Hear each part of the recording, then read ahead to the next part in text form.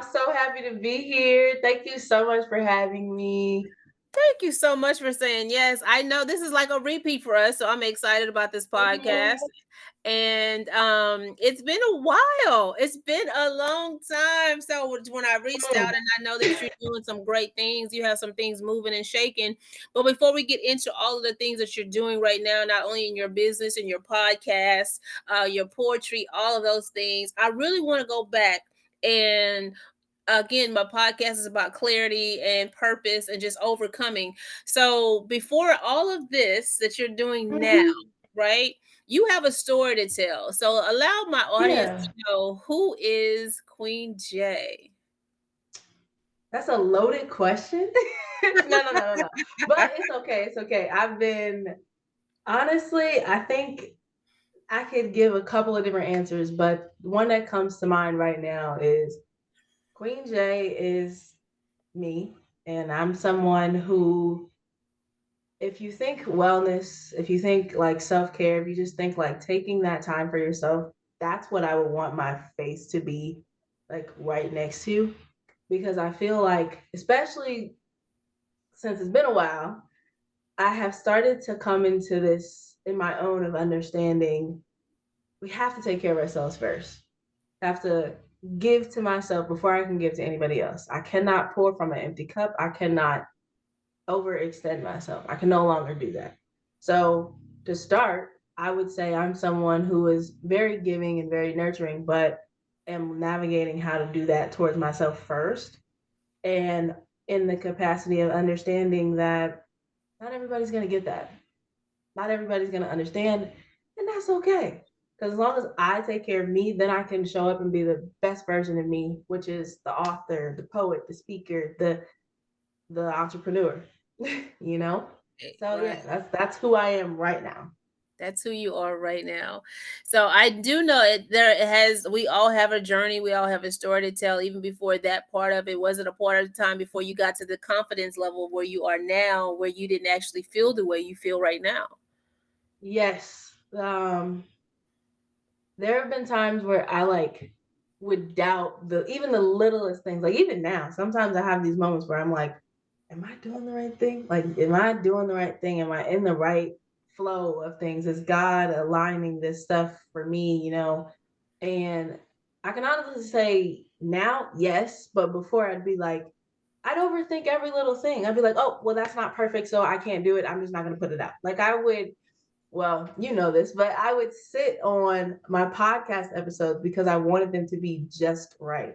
So I had like, I think at one point I had over 100 in the drafts. They were just, I was just throwing them out like hotcakes. And I was like, okay, cool. I did another episode, did another episode, did another Just episode. hitting recording and just going, but never putting anything out. That's a terrible thing. Yes. Because I wanted it to be, I gotta say, I had this perfectionist mindset where I was like, my podcast needs to have an intro, it needs to have music, it needs to have all of these things. Never fully realizing that you can do that at any point in time. It's your business. You are the author, you are the originator, you are the creator, so you can add those things little by little. Give them a taste. Add this and next. You know, I had sat down with a bunch of different like podcast coaches, and they were like, yeah, you have a great start. Where are these episodes at, girl? And I was like, well, I just don't, they're not ready. And I just kept saying that. And one guy was like, you can add that as you go. People like to see your growth. So why would you try to give them this one complete product already when it's not, you're putting too much pressure on yourself. Just put it like that. Well, I told Yeah. you that too. And then the only thing with that is because you do have a following already. You already have people that followed you even in the poetry, right? And so they absolutely go with what you have. They want to know the storyline. They want to know the content. It's Yeah. all of that extra stuff that you talk about, music and all of the other things. Girl, no. Absolutely. You can add them, but that doesn't make Yeah. your podcast. What makes your podcast is good content and the questions you ask in your guests, right? Yeah. Yeah. That's what you want to make sure that you are focusing on the most part throughout the Of whole course. Yeah. I think what it was is I got caught up in like, I think for the longest time, I've always been in this headspace of like, my journey is too heavy. So I Mm, need to lighten it. I need to make it easily accessible for people. I need to, it's a lot of trauma there. It's a lot of pain there. So let's make it lighter for the people to accept it. But then it was like God was like, why would you do that if I gave you this story? right. It was like, I need you to understand that the right people are going to find you. I'm going to allow the right people to find you. The people that have walked this life with you, that have walked similar journeys with you, Mhm. are going to be for you. But if you're trying to reach the people that ain't never walked a mile in your shoes, don't know anything, but that's not what I called you to do. Yeah. And that's where it was like, oh, my story isn't too much. Oh, the things that I've healed from are not too much. I'm not too much. But this is a narrative that I so often heard like in my childhood as I even was starting my healing journey. It was like, whoa, Yeah. I don't know. I don't know if we trying to jump in the deep end. I don't. This is a little crazy. I don't know. And I just kept getting that reinforced message, and all that kept doing for me was like, yeah, you're too much. Yeah. This is not.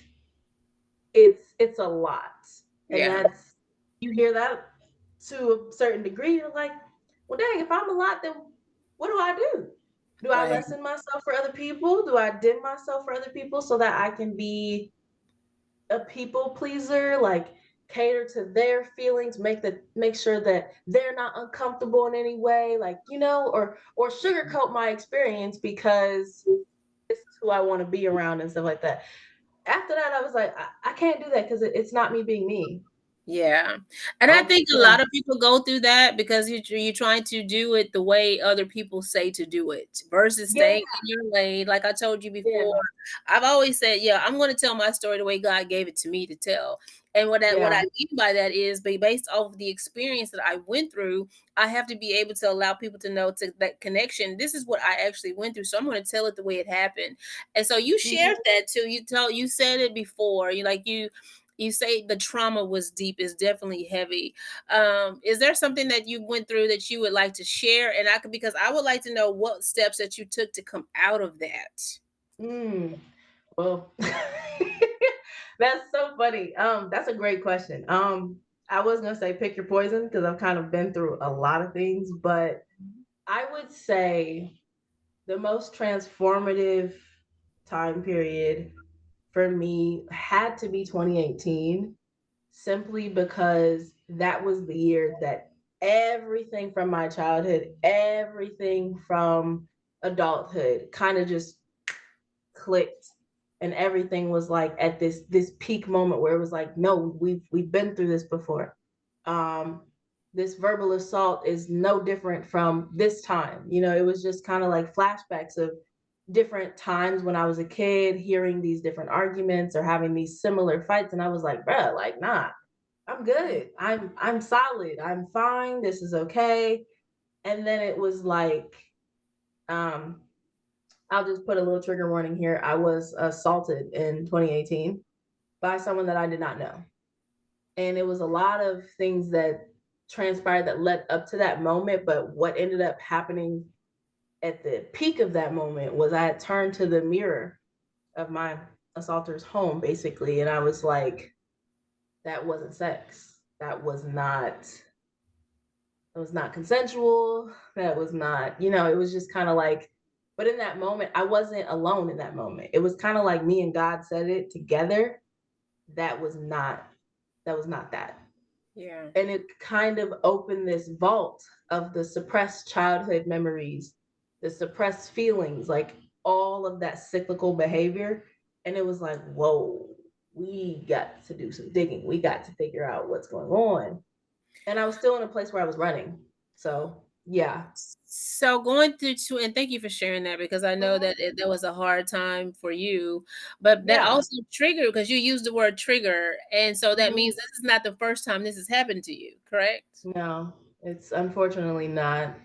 Um, it's it's ironic because when it happened, it was kind of like, why does this feel so familiar? Why does it? It was like all these questions, right?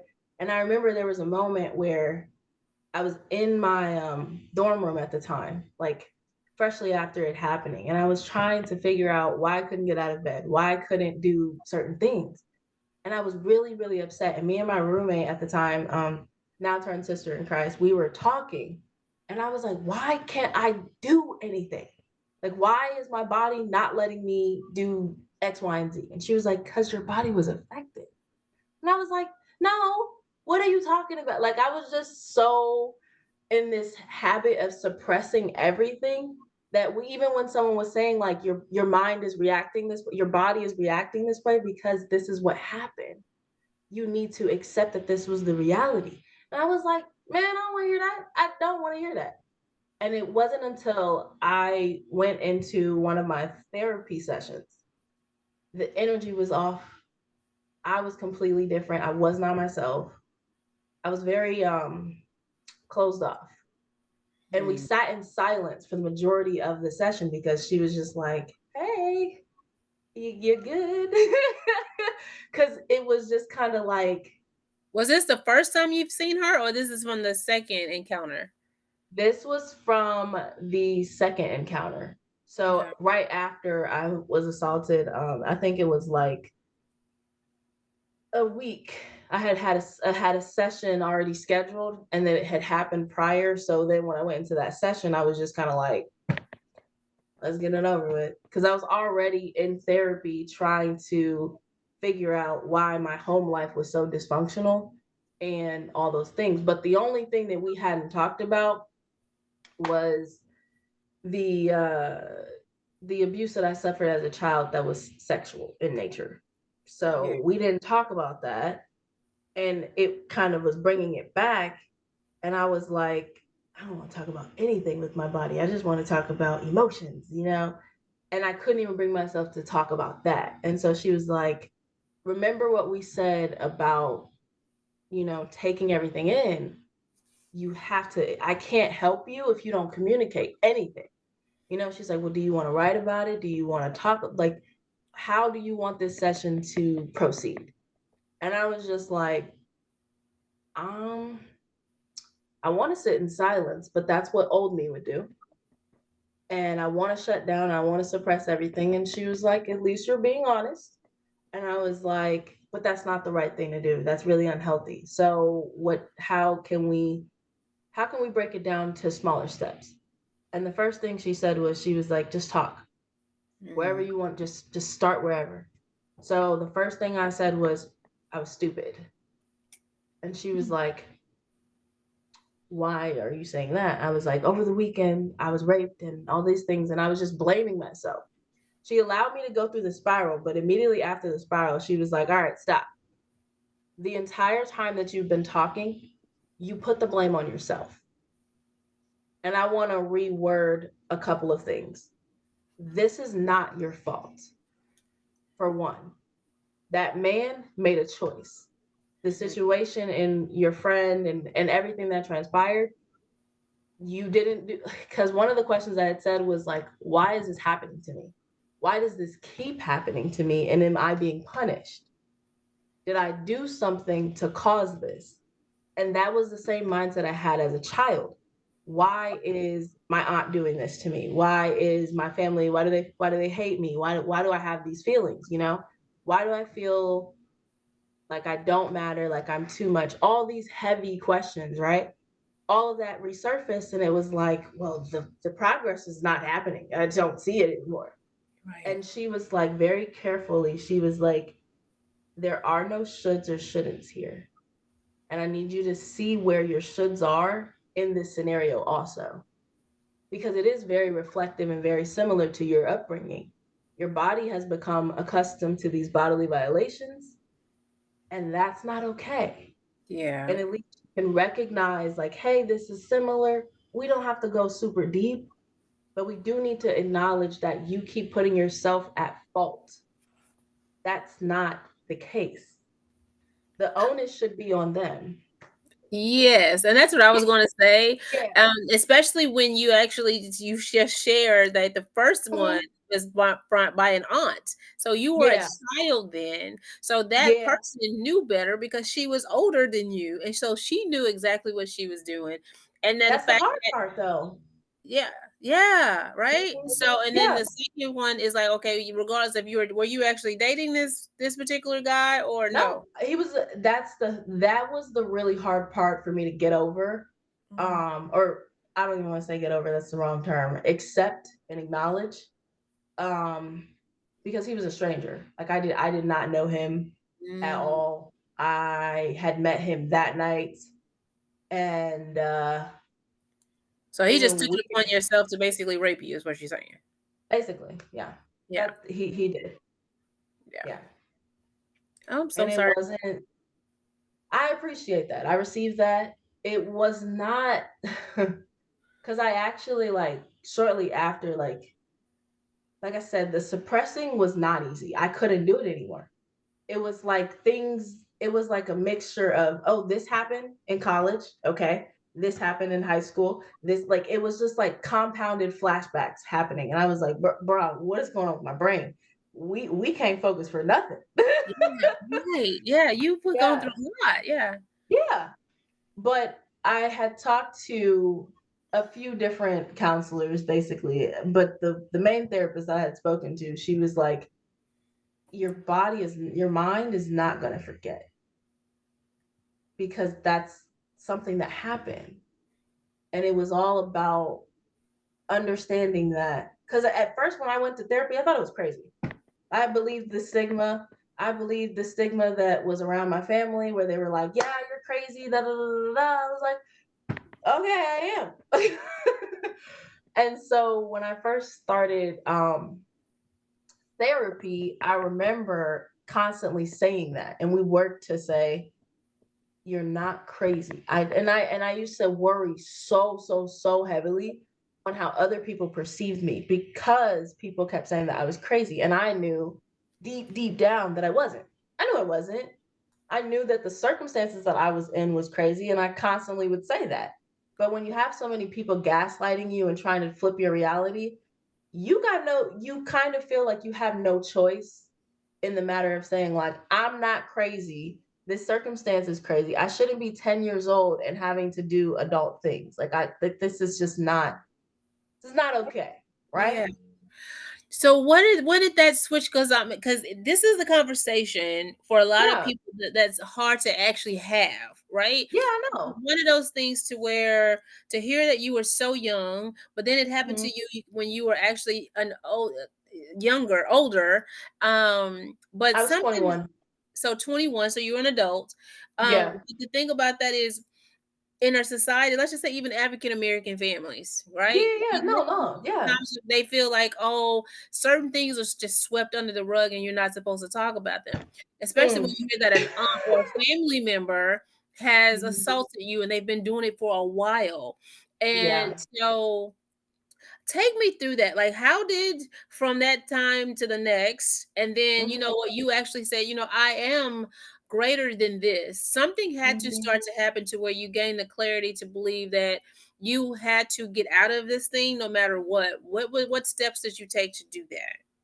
Um, Besides seeking I know you took the counseling, but was it yeah. working? How long did it take you to actually, accept the fact Except that yes. so this is gonna sound so crazy. So but crazy in a wild way. So my journey was obviously not just straightforward. But when I first started even entertaining the idea of healing, I was like, I'm gonna better myself for my future self, right? For my kids down the line and everything else. And I was like, actually, flip that. I'm going to heal this part of me. I'm going to do this work so that I can help my family. So that was the first thing, was like, oh, if I go through all of these things, if I do the work, my family will do the work. That's not true. Okay? Let me just say that now. Just because you do the work does not mean that it's going to give them incentive to want to do the work too. It just doesn't. So for me, the shift, I would say it kind of came out of 2018 as well. I was on this path of destruction afterward, and Like I said, I couldn't suppress anything. I did this. I was already in therapy because um so not only did I go through the childhood sexual assault with my family member, but I also experienced some traumas from my mother and things like that. So we didn't have the best relationship growing up. I was made to believe that she didn't love me because I was often placed in my aunt's care. There was a lot of complex things that happened. But in the midst of everything, the shift honestly just happened because I'd had enough. You know, I had really grown exhausted with this fight that I felt like I wasn't winning. I felt like it was just like time after time this is happening and I'm just getting depleted. And so I'm being honest, but I'm doing the work and it's not changing anything. We're still getting into physical fights and setting boundaries, but nothing's happening. All these other things are transpiring. And I was like, you know what? If I don't make the change, this is going to stay the same. Doesn't mean that, oh, if I make the change, she doesn't make the change with me, then that no, no, no, no. That's not my responsibility. Her healing is on her, their healing is on them. That's not mine. My job is to shift my mindset. So I did cognitive behavioral therapy to fully understand why I reacted to the way that I reacted to things, why I couldn't trust people and things like that. When I started to break down the tools of my mind and understand, like, yes, you went through these experiences, but that doesn't mean you have to belittle yourself the way that other people belittle you. How do you actually think of yourself? So Right. that's where I was able to kind of shift and I was like, I don't actually hmm, I don't think I'm too much.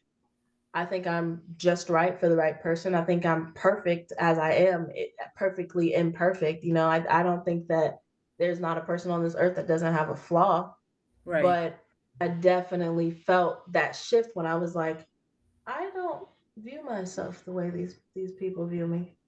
I never have actually. I've always thought of myself as someone that's bubbly, outgoing, like is very kind, you know, unless they were not kind to me. And that was where I needed to really work on my character development, as we would say. Yeah. I grew up in this environment where anger was the first response, fighting was the second, and possibly ruining your life was the third because of your actions. So it was that reactivity that I had to figure out. I knew I had anger issues. I mean, I to be completely honest, I knew that. I Not had a you. You've always been so kind. woo, baby, this mouth is woo, yeah. But she back then, I was not always kind. I was bullied. So when I'm bullied in the home and I'm bullied at school, your reaction is different. You're reactionary. You're just like, all right, let's go, let's get this action. And that's not good. That's not good. I was getting into fights as an elementary kid every every day, every week. And it was bad.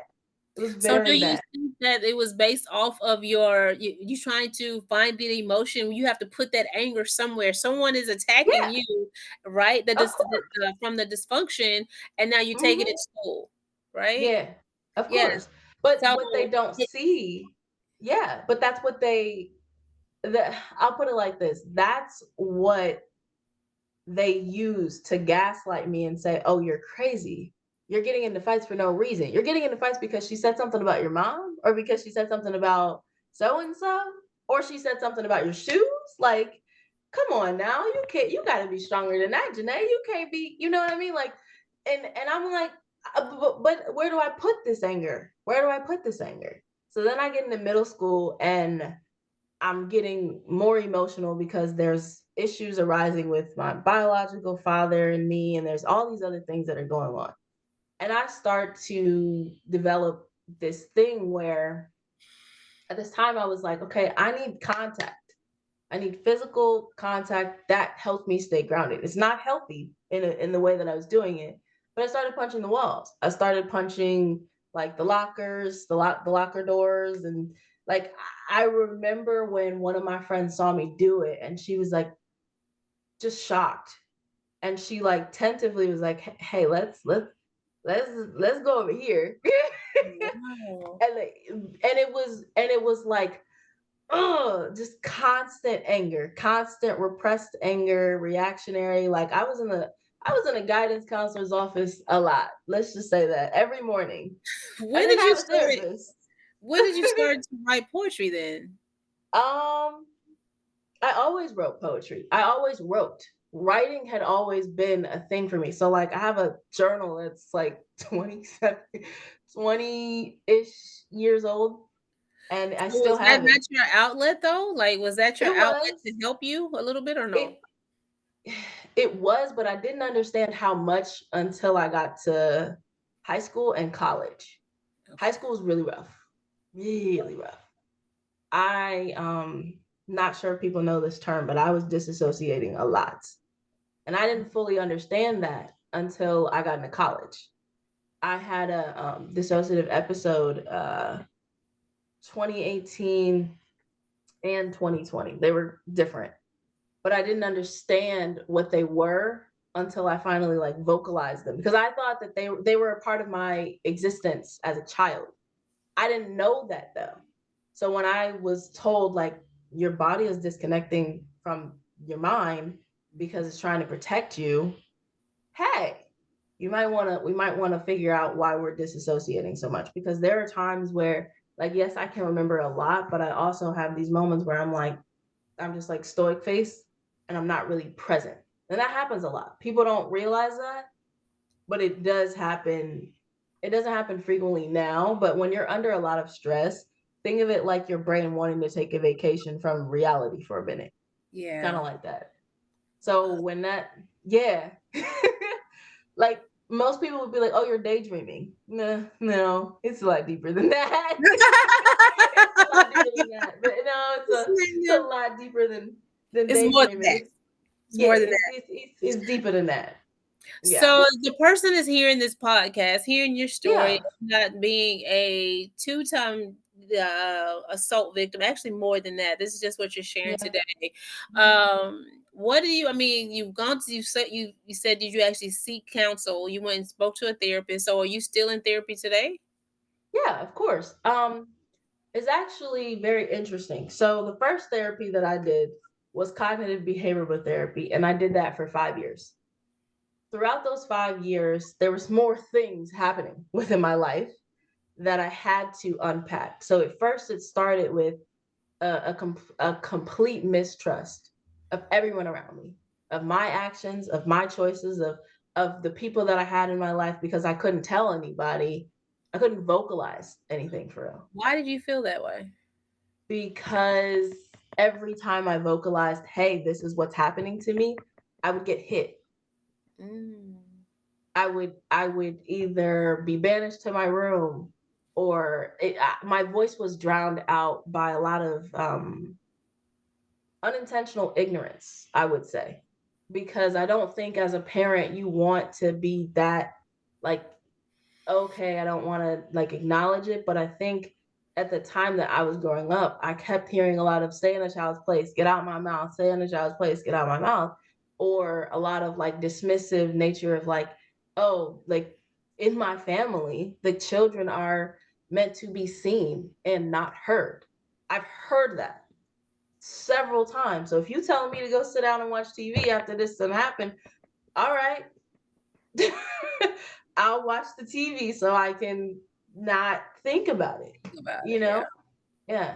So when you get older and you still have that same rhetoric happening, then you start to realize, oh, I have unconsciously and unintentionally internalized this belief that I am too much again, and that my feelings, my words don't have an impact because I'm saying this.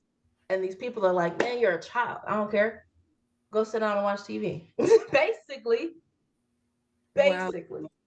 And so when you hear that growing up, you're kind of like, okay, my voice doesn't matter. All right, let's start writing in the journal then. Let's just I don't know. It was constant. Like God was always there, but I was Yeah. angry with God because they often used religion to justify their actions. They often said, God wants me to do this to you. And I would be like, well, I don't What? like God. Okay. Yeah. So you're telling me someone actually told you that God actually told them to do this to you as a kid, as a Yes, child. I can't believe yes. that. I mean, not saying And that I this is happening, but I'm just saying, like, why no would no no somebody? no. You're like, why That's would not you God. say? That's not Yeah, yeah, yeah. No, no, no. And so you grow up now. You're like, I don't believe God. in God. If God was real, this wouldn't be happening in the household. Like but then you still do the prayers and you still do it out of obligation. You know what I mean? And it's really Going through like the process, you're just going through the motions. yeah, Yeah, just going through the motions. But the yeah, one thing that you hold on to is something that you keep hearing over and over and over again. There's life after trauma if you want it. And I'm getting pissed every time I hear this because I'm like, well, if it is, what is happening? This should just stop, right? And right. then in college, it all clicks. One night I'm in my dorm room and I suddenly come across R.H. Sin's poetry books. And I go through like a really, really bad breakup. And it was really, really bad. And it's like Whiskey Words and a Shovel, 1, 2, and 3. Finished them within less than a week. I could Mhm. not put them down. I was just reading because the words reflected the pain that I was feeling.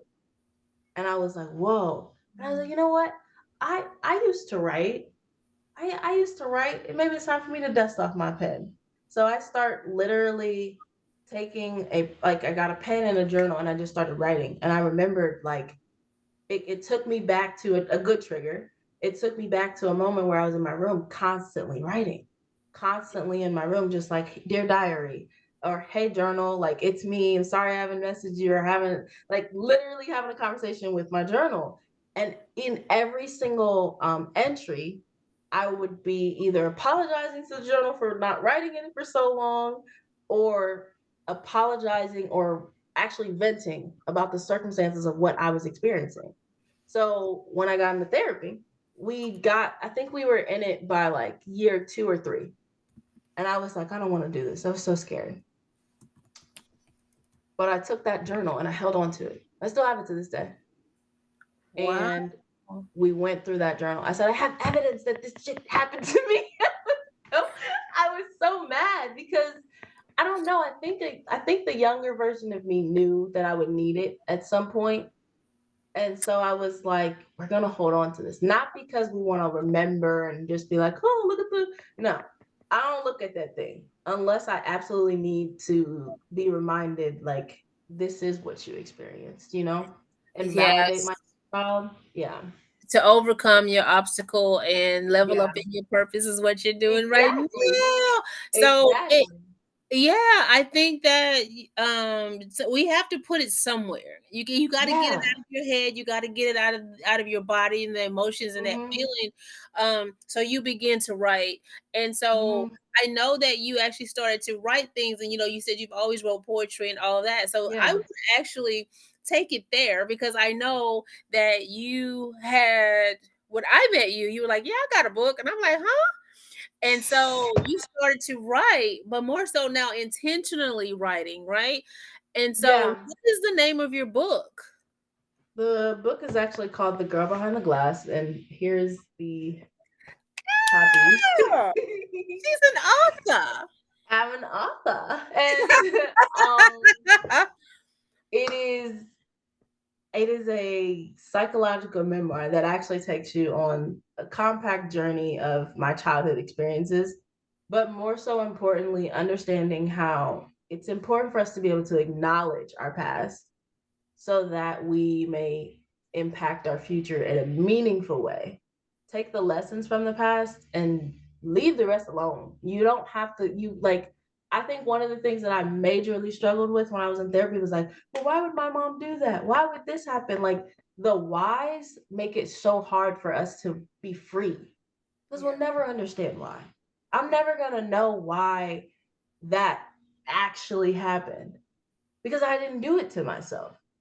And that's one of the things that cognitive behavioral therapy really helped me change, like my brain chemistry, and really helped me understand, like, hey, instead of punching a wall, maybe we could text somebody. Mhm. Hey, maybe we can read a book, or maybe we can just sit for a moment. Maybe we can think about things before we just do, because everyone's not going to understand your mind if you don't communicate what's going on.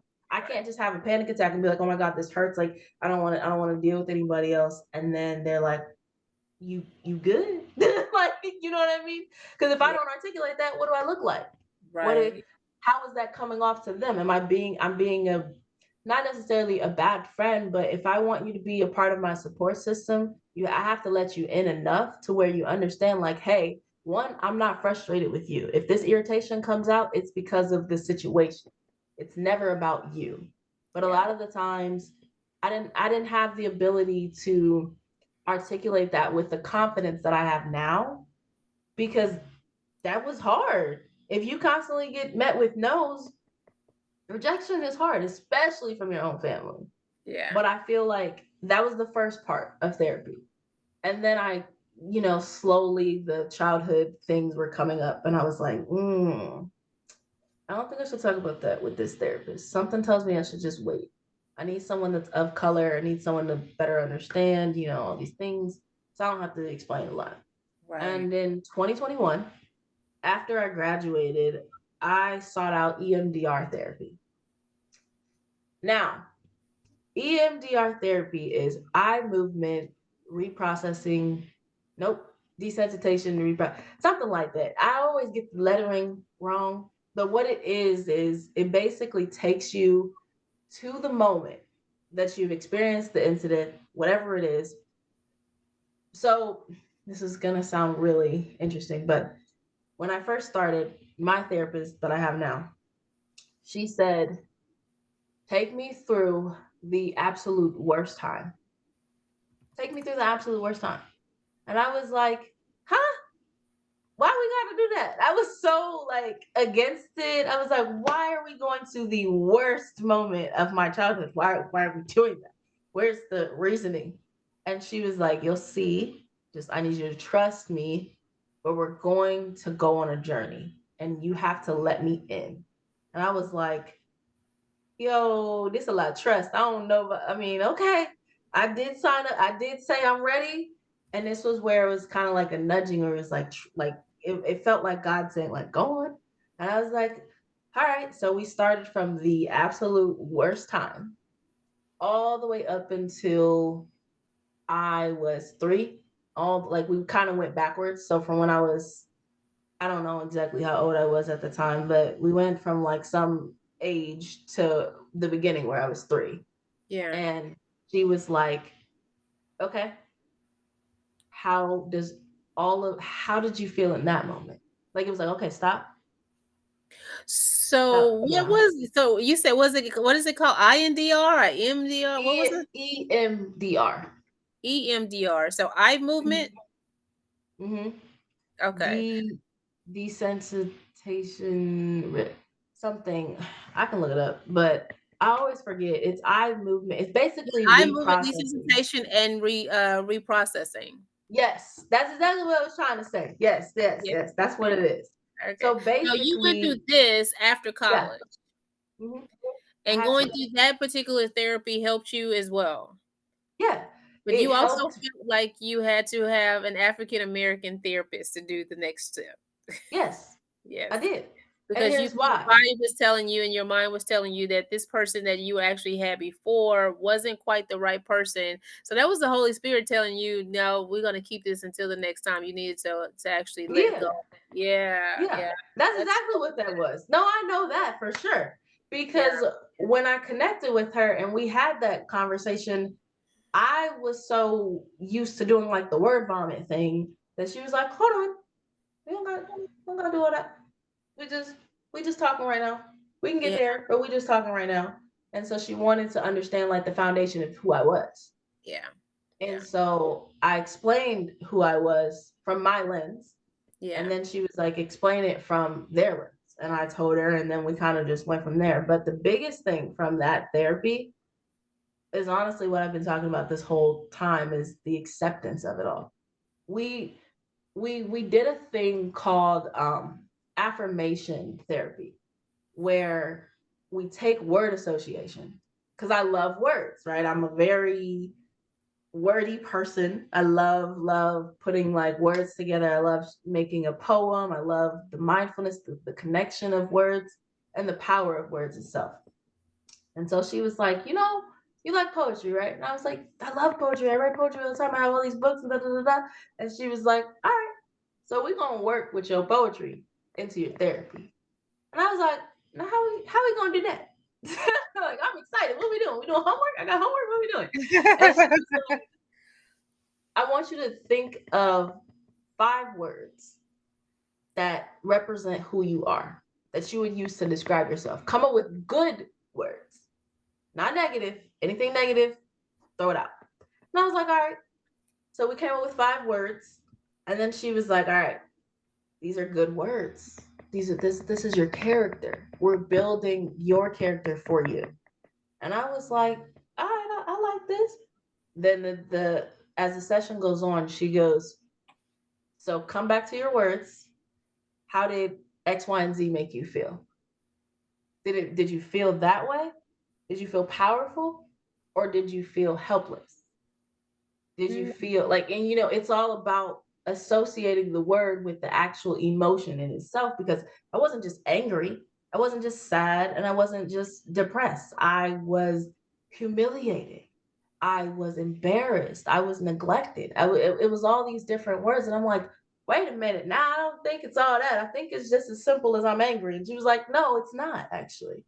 It's a Yeah. lot deeper than that, because it cuts deeper, because you've had to be an adult before you were the age of Yeah. 21. Yeah. And And that's that's good. That's not, really good because you have to yeah. compartmentalize certain Mm-hmm. parts of your own feelings. And that You is really do. good therapy because now it's like, and you just wanted to put it all in one bucket. And she's like, no, no, no, no. You could be angry about this happening to you, but this also affects, Yeah. all of these different other components, right? And that's what I talk about in the book. It's my favorite part of the book. It's called Coexisting Emotions. So Okay. once I realized that emotions can coexist, I was able to.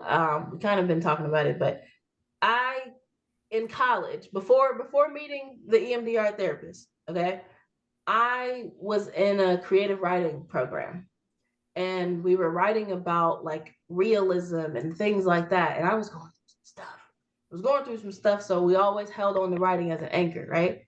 And I remember talking with one of my professors, and I was like, "Well, this is my auto ethnography. Like, this is it. This is what I wrote. This is what I've done. This is da da da da." And I don't know. I was really, really worried about how my family was going to feel about what I was saying and things like that. And she was like, she read it and she stopped and she's like, "Do you know what lyrical essay is?" And I was like, "No, what are you talking about?" I had never heard of that. She was like, "You just wrote a lyrical essay without even realizing that you wrote one." I said, "What is that?" She was like, "It's basically when you take the lines of the paragraph and you make it line up with the other line, and it rhymes and it flows together." And I was like, "Yo, what? That's like poetry, but in like an essay form." And she was like, "Yeah." So I would hit the ground running with that, and I coined it poetic journalism, because I'm journaling, but I go back to my journals and I'm like, whoa, that was poetry. I wasn't trying to I wasn't trying to do that. That was what happened. Like, I was so confused when I first did it. I was like, no, no, no. I was just talking about my feelings. She was like, no, you were doing this. And I was like, I and then I kept doing it to see if like I could do it again, and I just kept Yeah. doing it, and now it's in my voice. It's the way Yeah. I talk. Yeah. It's the way I move and show up in this world. And I'm like, okay, God, I see how you're moving. I see how you're moving. I see how you're moving. Yeah. So poetic journalism is how I found my way out of all the abuse. I broke the cycle through the power of my words and the power Mhm. of letting people see me, because I never felt seen. Yeah.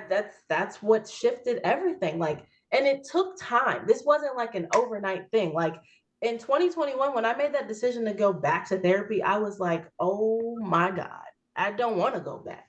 I thought we was done. I thought I did 5 years. I did my time. We're fine.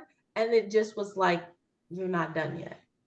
Mhm. I created an actual collaborative poetic showcase called Words and Power, and it was virtual and it had a really good turnout. But it's all about, because I still put them on.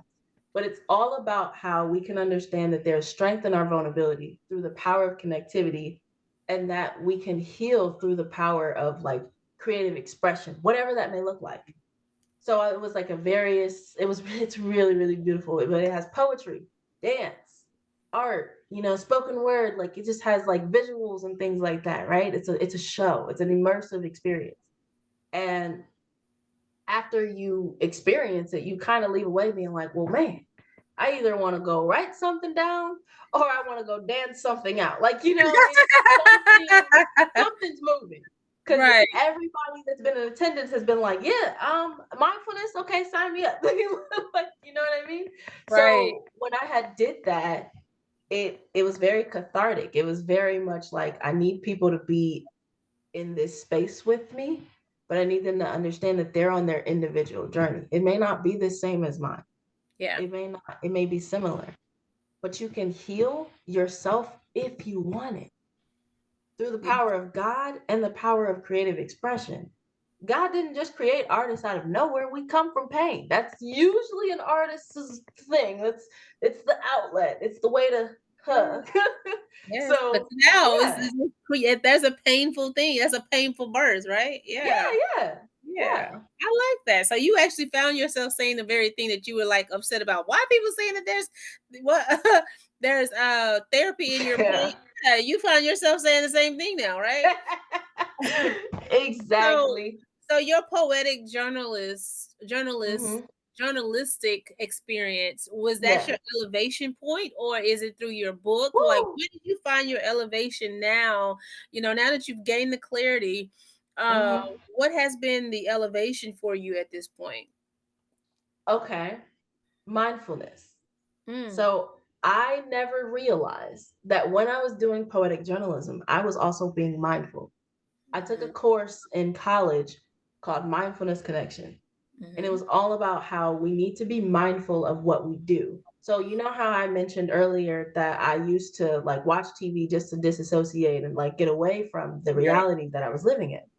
That's not healthy, right? We established that. It's called spade a spade. Yes. So when I realized that I was doing that, I didn't realize that it played a role in, excuse me, every aspect of my life. If I Mhm. had to do a task, I was like, all right, cool. TV on, book in hand, notebook, laptop, music, all the things to drown out the flashbacks, everything to just drown out whatever my brain was trying to remind me of. And then when I took this course, they were like, mindfulness is the art of practicing doing one thing at a time.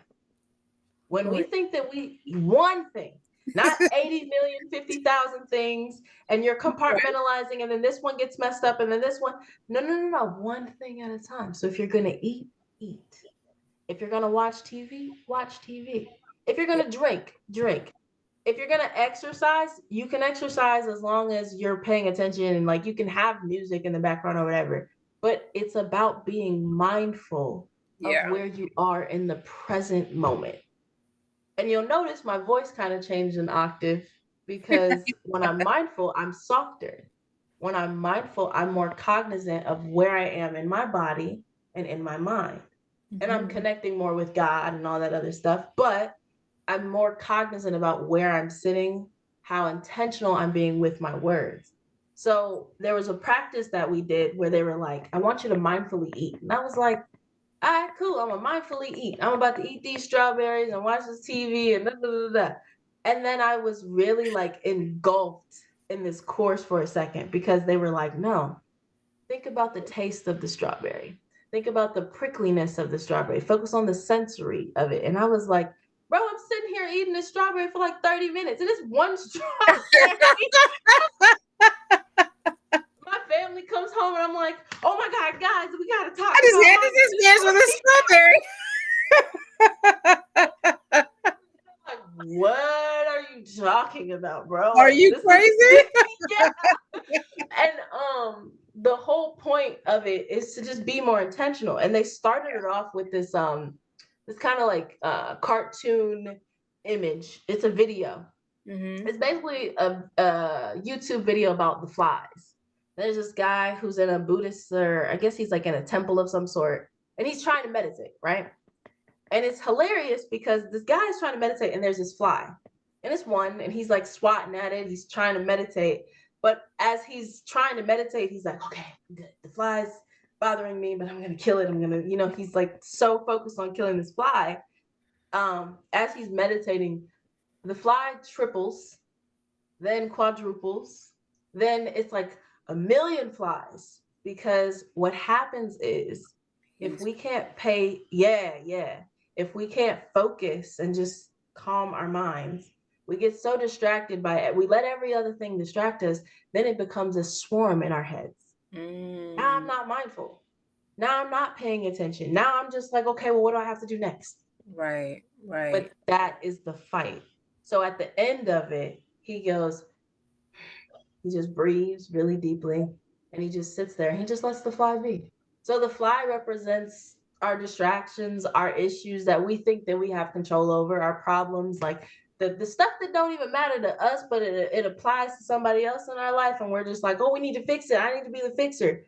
Nah, let Yeah, that go for a moment. You deserve that rest period, yeah, especially where I know I kind of skipped over this, but throughout everything that happened in my life, there was times where I was really, really down, especially after like in 2018, I wanted to press pause. I refer to that in the book, but essentially I did not want to live anymore. mm, And it was a number of things. It was a stopping point of like, if this is my life, I don't I don't want this chaos. I don't want to be unseen. I just want a break. But here's the thing. I can now say, like, I don't think I actually wanted to die. Like, me and my therapist, we had talked about that too. She was like, "Did you actually want to?" And I was like, "No, but what's my alternative? Why do I keep going through this stuff? Why is God punishing me? Why is it, all these different things?" yeah. But when we broke that down, it was like, you just want a mental break. You just want to press pause so you can wake up and have a different life. That's what you want. Mm, But you can have that now. You don't have to take these drastic measures. You don't have to harm yourself to get the attention that you want. Like, you're worthy of being valued just standing as you are. yeah. And I gotta say, like, I didn't fully understand that message until I really let God in my life, and I really was like pursuing a relationship with him, with alongside the help of my very best friend. Like, she was like, "I'm so amazed that you decided to give life another try." And I was Hmm. like, she was like, "No, no, no, we're not gonna do that, because you need to hear this." She said, Yeah. "You decided to give life another try, and you're softer because of it. You're not angry. You're not bitter. You're not, oh, I can do this. You're not being petty. Anything that these people, that your family, that anybody that you've come across that has seriously harmed you, verbally, physically, mentally, emotionally, across the board, you have had the thought of going back and being worse, but have you ever done it?" And I was like, "No, I haven't." And that makes me mad, because I want to, because sometimes I want to get my lick back. But I saw something recently that said, you know what? You don't got to get your lick back. You know why? Because God saw it. Yeah. Yeah. He gonna take care of that. You ain't gotta worry about that. And That's right. that's another example of like the flies of like, oh, well, what if this doesn't work out, and what if this, and what if they live a, what if they just what if the evil succeeds? What if these Mm, things transpire, and the abuse that they committed was okay, and all these other things? That's a lot of spiraling, yeah. that I can spiral upward. What if he does take care of it? What It's if, not what if he does, he yeah. will. And I guess No, that's, yeah, I've exactly. always lived in that space because I know that Yeah. God, He has always taken care of things that Mm-hmm. I give it to Him because I'm like, if I can't give this to you, I'm going to be in a space where I can't function, and that's where Yes. I give you all the kudos and I applaud you because you've done the work, even as painful as it may have been. Oh, You girl. are so determined in your Mhm. head to make sure that you came out on top. And I think you used the words, become a be better for yourself, for your Mhm. future self. Is that, I think that's what you Yeah. stated. That's And exactly right. yeah, so to do that, you have to do the work physically, mentally, and emotionally. And going through Mhm. the strawberry, exercises um in the EMDR EM, therapy, all of it's okay. I do it all the time. I don't know why it's just lettering, but I'm gonna have to look that up EMDR. so I can put it in the show notes for those that are Yeah, listening yeah, and watching.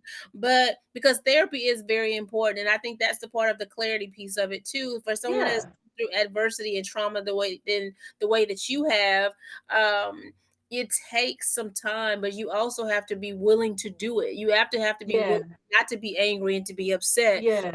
It People has go through to. that for their entire life, thinking now, Exactly.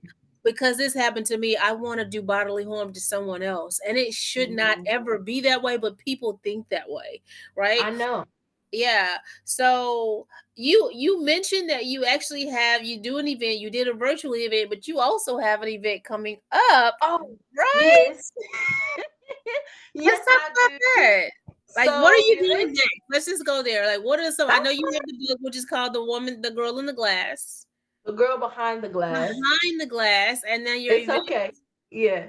But yes, so the event is actually, oh Yes. man, whew, I get emotional every time I talk about it. But the event is coming up really, really soon, and it is the official launch of the Girl Behind the Glass. So you can purchase your copies. You can honestly enjoy a night of mindfulness with me. Um, and there will be different like stations. I'm really, really excited for all that I have in store for everyone. When It'll is it's this?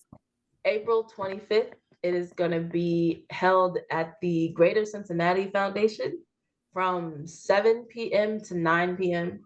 All I ask is that you um, come dressed to like celebrate you. Come dressed to celebrate you and bring a pen. You're gonna want a pen. Love um, it. but I'm super super excited because it's like happening. And at 10 years old, I literally was in the car and I was having like a crazy like moment with my family, and we were kind of just it was just a constant it was like a argument slash fight or whatever. And I remember like just in the middle of it, I was like, you know what? I'm gonna write a book. I'm gonna write a book. This is ridiculous and my life is crazy and I can't stand this. And my mom was like, what are you talking about? I was like, I'm writing a book. And if you happen to see this book, it's happening. I was like, dag on it, it's happening. I don't know when it's happening, but I'm writing a book. And she's like, what are you gonna write a book about? I was like, this, my life, this exact Craziness. moment right here. And she was like, what do you mean by this? I'm like, you know what? I can't even get into that with you because it's like you're not seeing it. And I just remember like we kind of went through that back and forth, but it's very surreal to see it in my hands right now, and I'm just like I'm really excited. I think it's gonna be very impactful. I'm getting emotional already. Oh God. No. Oh no, I really am. I really am because like I've already started like telling other people about me and about the podcast and everything, and it's being received so well. And That is I I don't think there's a part of me that'll ever be like, oh, you guys are just um this is it. You know what I mean? I don't think there ever is gonna be a part where I'm like not emotional about it because I spent so long in the shadows, or well, shit, not even in the shadows, behind the freaking glass, behind the glass, that begging is like, "Do so you see me?" I Because can I'm. say that I'm proud of you, Oh, and you that's got why me crying already. I always have you cry. I don't know why. But I like I said, even from the day that I met you, it's like the energy that you have. When you and it was like Oh, I know that God was very intentional when He placed me in your path. Like I was in your path, and you shared yeah. that you actually had just got in. You got baptized, and you were just Yeah. basically in that new season. You right? You were actually in the season, and I consider myself honored and blessed. To have met you and to be your coach and to go take this journey you. But the most important piece of it is that you have grown so much in the last couple of months. It's been a year, right? It's been a year since you and I met, Oh my God. almost a year. Oh And my goodness. I just wanted because I thank you for saying yes to the pod. I thank you for just being Always. you. I thank you for being very authentic. I thank you um for allowing yourself to go through the process because I know you were like I don't want to have to but you would like but you know what you was like I you acknowledged that you had to do something different so that you can get on the other side of this thing. And so now Yeah. I see the positioning and you're being I do positioned too. and I'm so I see excited. it. I Yes. I So, see the preparation. I think I'm out of the positioning and I'm in the preparation. well, the I think preparation comes before positioning. So oh okay. the prep So time then was what comes after the you writing the book and you're writing the uh-huh. book, you're getting all of the things that you do in your quiet moment. God prepares you in the quiet season to position you for the book, Ah. for the new speaking position, for the new, right? So that's what Oh, positioning okay. is. So that you can be ready. When you're ready, he is now ready to reveal your breakthrough and your purpose. And so That is that's when so you're on your beautiful. way to, That's what yeah. I actually I don't know, I might have gotten this from you, but I was going through like just a full transparency moment here. I was going through a mental storm Hmm. um recently and I posted about it and I was like as I was going through it and I was just like, man, I feel like I'm on the edge of a feel like I'm on the verge of a mental breakdown. And I like sighed in the video and I was like, yeah, that was a spicy thought. This is getting a little spicy up here. But I'm gonna put my trust in God and I'm gonna make it through. I know that. And Yeah. then after that video, I made another one and I was just kind of venting because it's been a lot going on still. And I was like, I have a strong feeling that right now, in this point in time, when I'm posting this video, I am in, I am at the point where I have to go through this breakdown before the breakthrough. There has to be this point because that's how I feel. I genuinely feel like breakdown before the breakthrough. That's how I And that feel. is the case. But this is even Yeah. let's go deeper. And then I know Okay. we're live, so I'm like, okay, we're gonna let me say this to you and then anybody Yeah. that is listening that feels like they're going through something, even though they feel like they're trying to find momentum in the thing that they're doing, Hmm. because the devil does not put his hands on someone that doesn't have anything going on. If he knows Yeah. that God is actually doing something and he has a purpose and a plan and you're headed towards that thing, all of that comes at the same time. So just trust and Mm. believe yourself that you know what, if it feels heavy now, that means you're definitely on the right paths with an S because Yeah. your biggest breakthrough is out of the storm. Right? Mm. And I think I've shared that Hmm. to you before when Peter got out of the boat. Guess what? You have to trust and you're in the storm, but he's in that storm with you. He just wants you to make sure Yeah. that your faith is in him so that he can Yeah. actually see it through the other side.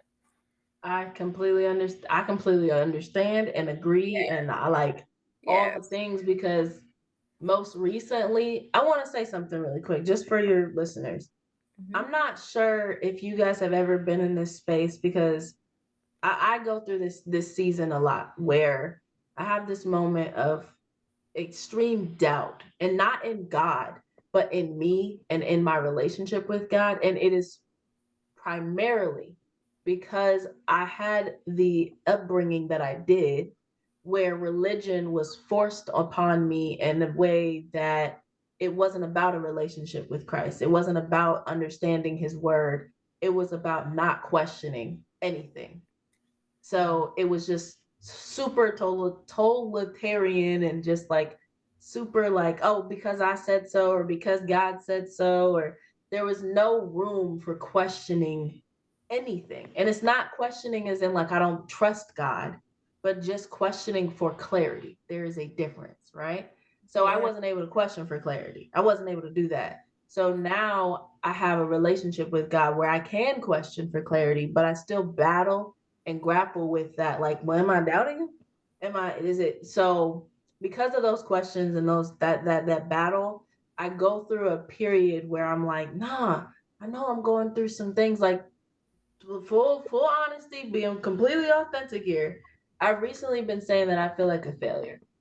Now, this is Mhm. something that is not true. I'm not an actual failure, but where I'm at in my life, I feel like there are things taking place that I just don't have control over, and I want that control, right?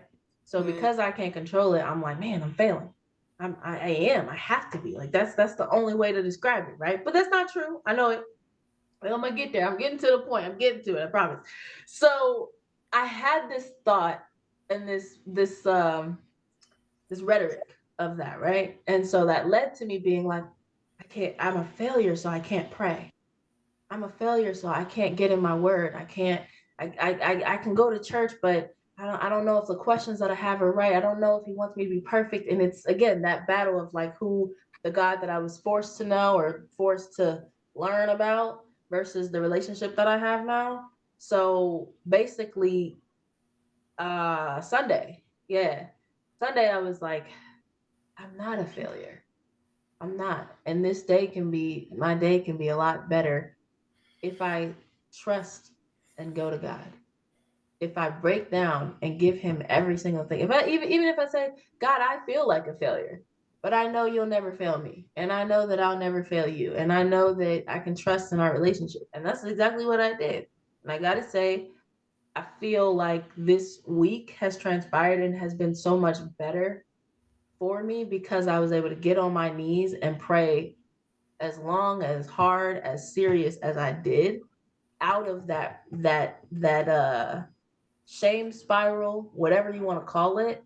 Mhm. I found that freedom once I was able to be like, you know what, this isn't serving me. Just take it. Just I Mhm. give it to you. Because me saying that I'm a failure, what's that doing? Yeah. What's that doing? Hindering me.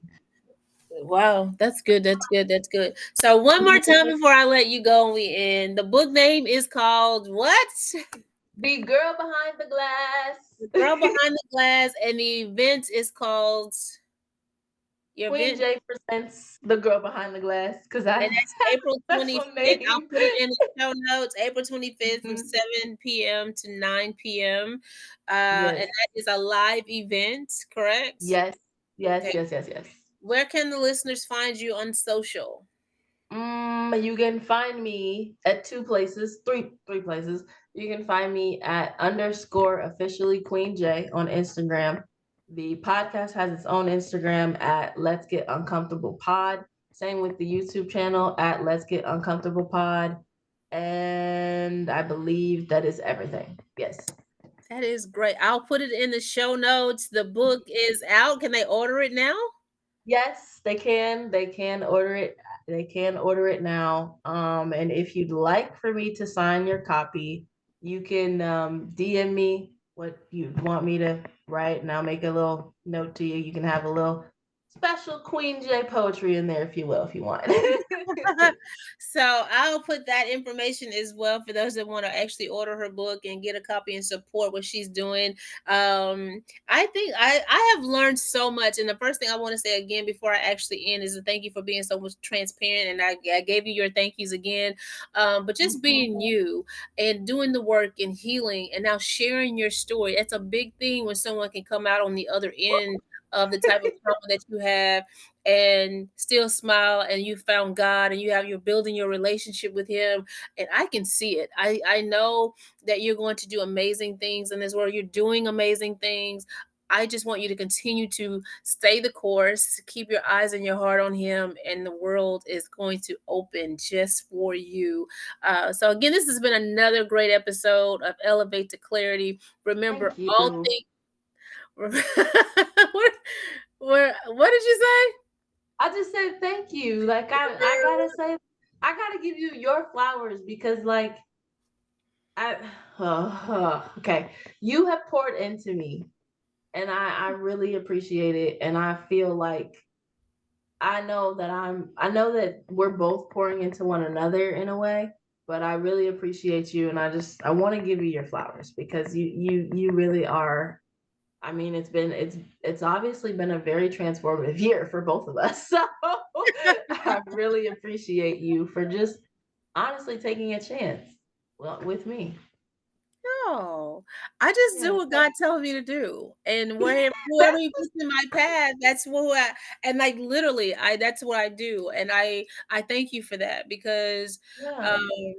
I know that if He placed you there and He gave me the assignment, then and you're headed in the right direction, then I'm doing His work, and I just want to hear Him tell me one day that I did a good job, and so that's the biggest thing for me Same. as long as he can tell me that I did a good job by being a servant and being a Christian and a woman of faith and a disciple, that's it. Hmm. That's what I want. So and if he blesses me through other people, then so be it. But I don't ask for a lot because I want to be able to give. And so thank you for that.